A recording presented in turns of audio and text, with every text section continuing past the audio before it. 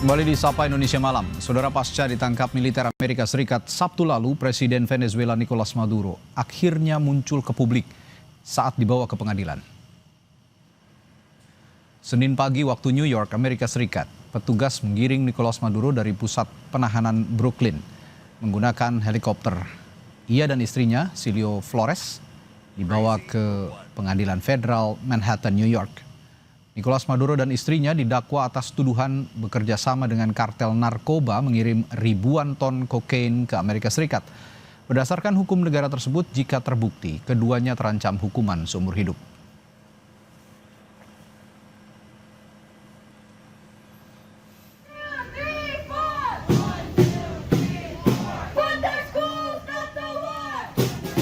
Sementara itu, sejumlah warga Amerika Serikat menggelar aksi protes atas penangkapan Presiden Venezuela Nicolas Maduro di luar pengadilan federal Manhattan, New York. Para demonstran membawa bendera Venezuela dan slogan menuntut pembebasan Maduro dan istrinya. Mereka menilai Trump tidak punya hak menangkap Maduro dan mengganggu kedaulatan negara lain.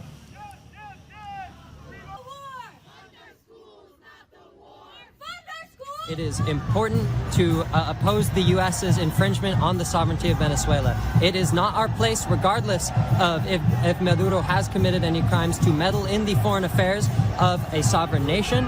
The destiny of Venezuela is for Venezuelans to decide, and it is not for U.S. hands to meddle with. Dan saudara, malam hari ini kita akan berbincang dengan warga negara Indonesia yang saat ini berada di New York, Amerika Serikat, Sonya Mikaela, terkait situasi di sana dan reaksi publik Amerika Serikat terhadap penangkapan Presiden Venezuela Nicolas Maduro. Selamat pagi waktu New York, Mbak Sonya. Selamat pagi waktu New York, Mas Edi, dan selamat malam waktu Indonesia. Baik, Mbak Sonya, pertama saya ingin tahu dulu reaksi warga negara Amerika Serikat di sana terhadap momen penangkapan Nicolas Maduro. Apa lebih banyak yang mengecam atau justru mendukung tindakan Presiden Donald Trump? Ya, baik, Edi, tentu saja ini ada dua reaksi ya, yang mendukung dan juga menolak terkait penangkapan Nicolas Maduro oleh Donald Trump, oleh pasukannya Donald Trump. Jadi tepat di hari Sabtu, sekitar 3-4 jam setelah Maduro ditangkap di Venezuela, itu langsung ada gelombang protes di beberapa titik di New York. Salah satunya adalah di Times Square. Jadi gelombang protes itu mendesak agar Amerika Serikat segera melepaskan Maduro karena mereka berpendapat bahwa Maduro tidak bersalah. Begitu juga keesokan harinya, yaitu di hari Minggu, di depan Metropolitan Detention Center tempat Maduro ditahan, ini juga ada gelombang protes yang menyerukan hal yang sama. Tapi ada juga nih beberapa kelompok yang muncul yang mereka ini adalah warga Venezuela yang sudah tinggal di New York sebagai imigran. Ini juga mereka berterima kasih kepada Amerika karena telah menangkap Maduro. Seperti itu. Oke, jadi ada dua pendapat yang terbelah ya setidaknya. Tapi komunitasnya saya pikir lebih banyak yang menentang sepertinya ya, begitu ya, Mbak Sonya ya? Iya. Oke. Nah, kalau itu tadi secara umum gambaran tentang sikap warga negara Amerika Serikat. Tapi saya juga ingin menanyakan, komunitas Hispanik di Amerika Serikat kan sangat banyak. Di New York juga begitu sepertinya. Saya akan lebih spesifik. Bagaimana komunitas Hispanik juga menanggapi insiden ini ataupun penangkapan Nicolas Maduro oleh Amerika Serikat ini? Kemarin saya sempat menyambangi pengadilan yang ada di New York, di mana Maduro dibawa ke pengadilan tersebut sekitar jam 12 siang. Di situ juga banyak sekali warga Venezuela yang hadir.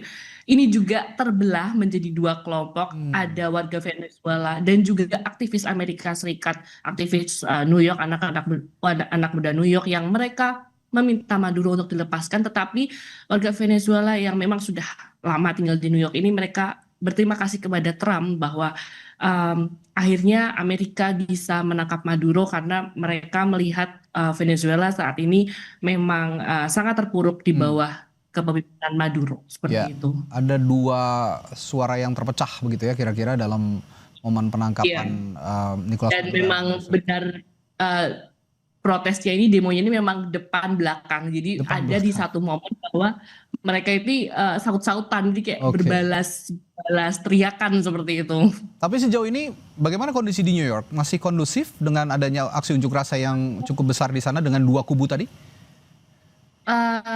Sangat-sangat kondusif, Oke. tidak ada pembatasan jalan, tidak ada pembatasan aktivitas. Jadi masyarakat, warga masih beraktivitas dan bekerja seperti biasa. Oke. Mungkin saya ingin lebih detail bertanya soal pendukung Nicolas Maduro ya, warga negara Amerika Serikat yang turunan Venezuela yang mendukung Nicolas Maduro. Apa alasan mereka mendukung sebenarnya? Maksudnya Mereka mendukung penangkapan apa alasannya?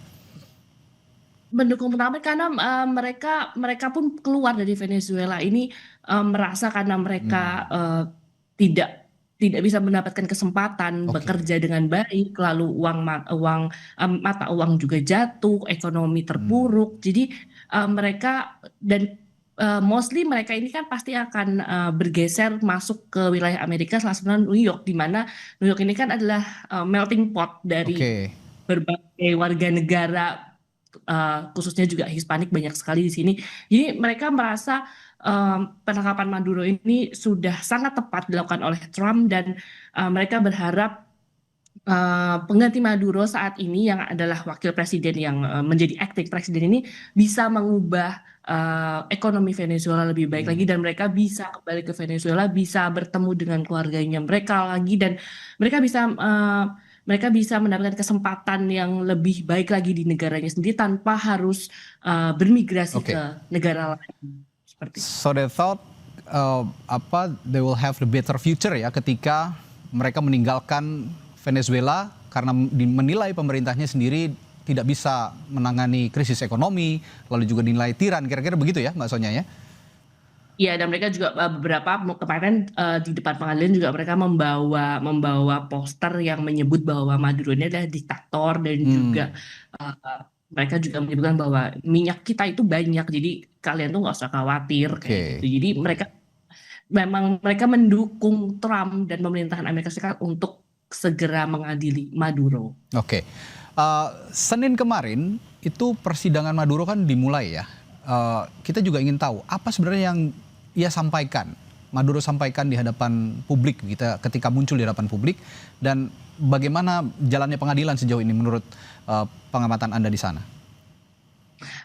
Sekitar pukul 10 pagi kemarin, Senin ya, waktu New York itu Maduro dibawa dari detention center di daerah Brooklyn untuk menuju ke court di Manhattan, di downtown Manhattan, itu sekitar pukul 11 pagi kalau saya Oke. tidak salah ingat.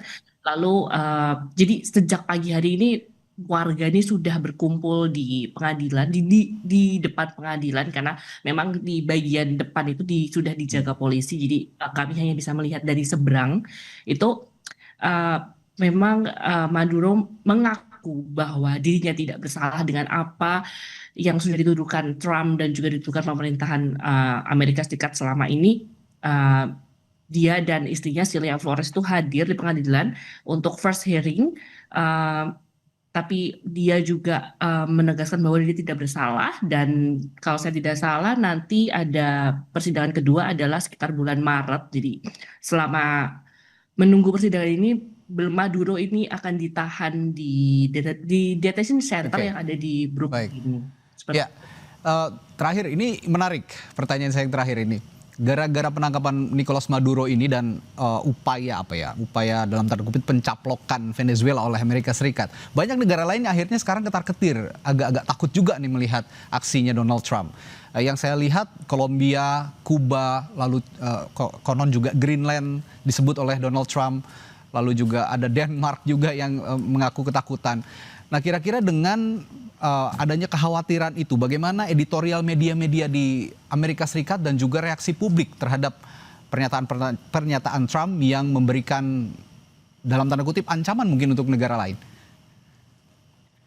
Reaksi publik ini dan juga pemberitaan media ini juga beragam ya, bahwa kita tahu bahwa kita sebut saja Kolombia karena memang lagi kemarin Trump juga sempat mengeluarkan ancaman terhadap Presiden Kolombia Gustavo Petro ini. Yes. cukup menarik karena Kolombia ini adalah salah satu negara pendukung Palestina, di mana kita tahu sekarang posisinya Amerika selalu bersama Israel Yes. untuk menyerang Gaza seperti itu ya. Jadi kubu ini juga terbelah kayak ada yang oke, ayo segera serang Kolombia, atau satu kubu lagi juga yang menolak dan menentang apapun yang dilakukan oleh Trump gitu. Kita juga tahu bahwa visa dari Presiden Kolombia ini juga sudah sempat dicabut oleh Trump karena Gustavo Petro ini sempat ikut aksi solidaritas Palestina waktu sidang Majelis Umum PBB di waktu September 2025. Itu dia sempat ikut aksi solidaritas Palestina di depan gedung PBB. Jadi Baik. memang tensi mereka berdua ini sudah cukup panas ya dari sejak isu Palestina mencuat seperti itu. Oke, baik. Terima kasih, banyak sekali informasi yang disampaikan oleh Anda, Mbak Sonya. Nanti kita tunggu ke depannya bagaimana. Seperti ini memang menyedot banyak perhatian, termasuk di Indonesia juga sangat menjadi pembicaraan karena sedikit banyak sepertinya akan punya dampak juga bagi Indonesia yang saat ini juga punya posisi masih dalam kondisi netral begitu ya, dan menyikapi sikap dari Amerika Serikat ini. Terima kasih sekali lagi warga negara Indonesia di New York, Amerika Serikat, Sonya Mikaela telah berbagi informasinya di Sapa Indonesia Malam. Sampai jumpa lagi, selamat pagi waktu New York.